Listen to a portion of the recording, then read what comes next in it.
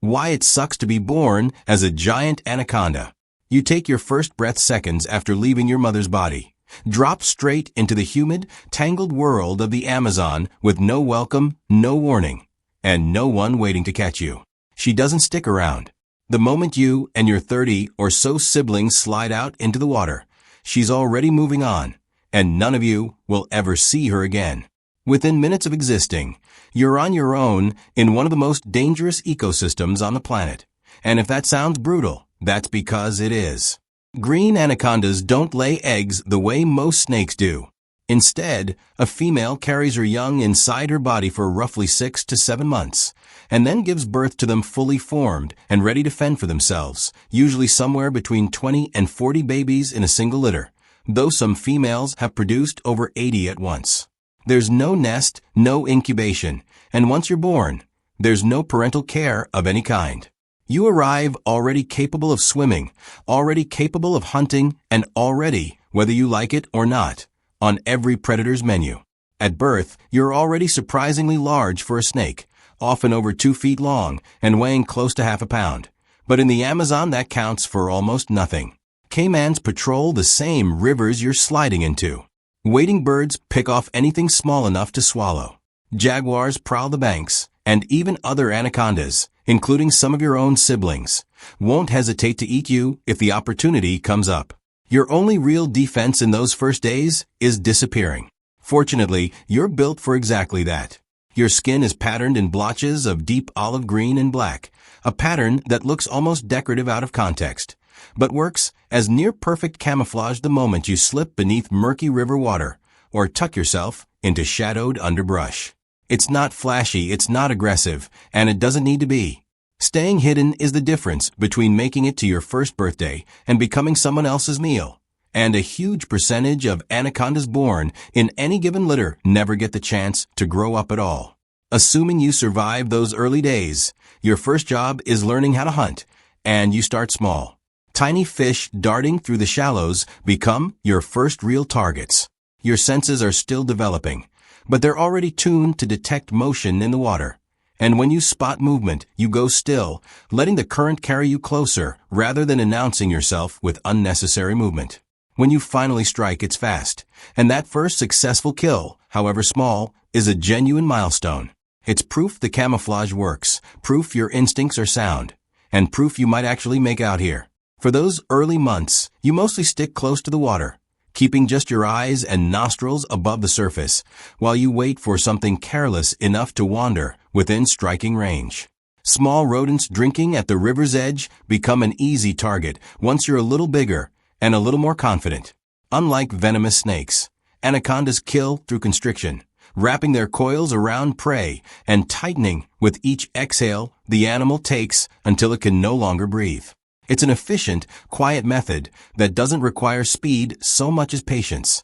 And patience is something you have plenty of.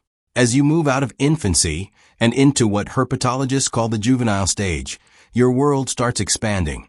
You're bigger now, strong enough that frogs and small fish stop being worth the effort, and animals like capybaras, the largest rodents on Earth, start looking like realistic options instead of impossible ones. That said, going after prey that size isn't without risk. Capybaras are strong, quick in the water, and perfectly capable of dragging a young, inexperienced anaconda halfway across a river before breaking free. Failed hunts happen constantly at this stage of life, and every anaconda that survives to adulthood has a long list of botched attempts behind it. Nobody's tracking your failure rate out here. You just get back in the water and try again. You're also not the top of the food chain yet, and won't be for a long time. Jaguars remain a serious threat well into your juvenile years. Caimans large enough to overpower you are still common in the same rivers you hunt in, and larger anacondas, including adults of your own species, see no issue with treating you as prey rather than family. Every hunt you attempt has to be weighed against the very real possibility that you could become someone else's dinner in the process. Even something as seemingly manageable as a young caiman basking on the riverbank is a calculated risk rather than a guaranteed win, and choosing to strike means acky. Ting that it might not go your way. Slowly, meal by meal, you get bigger, stronger, and considerably more capable. What once felt like an overwhelming, hostile jungle starts to feel more familiar, even if it never stops being dangerous. Your body changes too. Muscle builds along your entire length. Your sense of smell sharpens to the point where you can track prey through dense underbrush without ever seeing it. And your patterned skin continues doing exactly what it's always done, letting you vanish into water, mud, or shadow whenever you need to. By the time you're approaching full maturity, you can measure well over 15 feet, and in exceptional cases, considerably more, with females typically growing significantly larger than males. At that size, the list of animals willing to challenge you shrinks dramatically. Deer, wild pigs, and even large caimans move from being risky targets to being realistic, manageable meals. You've effectively become one of the apex predators of your ecosystem, not through speed or aggression, but through sheer patience, camouflage, and raw physical power built up over years of surviving one hunt at a time.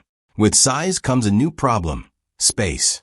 A fully grown anaconda needs a reliable stretch of territory, ideally a quiet section of river or swamp with steady access to prey and enough cover to avoid unnecessary conflict with other large predators, including other anacondas. Finding that kind of spot isn't instant. It can mean weeks of moving through dense jungle, crossing waterways, navigating fallen trees, and testing multiple locations before settling somewhere that checks every box. Once you find it, you're not exactly putting up fences, but you'll return to that same stretch of habitat repeatedly, treating it as a home base for hunting and resting. Eventually, biology takes over in a different way. When breeding season arrives, typically during the drier months, when water levels drop and anacondas concentrate more heavily around remaining water sources, females release pheromones that can attract multiple males at once.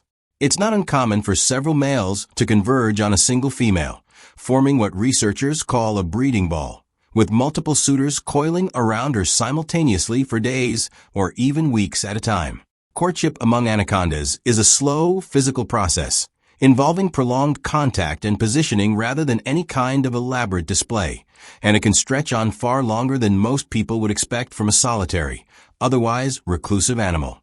After mating, the female carries her young for roughly 6 to 7 months before giving birth in the water, delivering a fully independent litter that immediately scatters to fend for itself, exactly the way she once did as a newborn herself. There's no lingering bond, no protective instinct that kicks in afterward, and no follow-up care.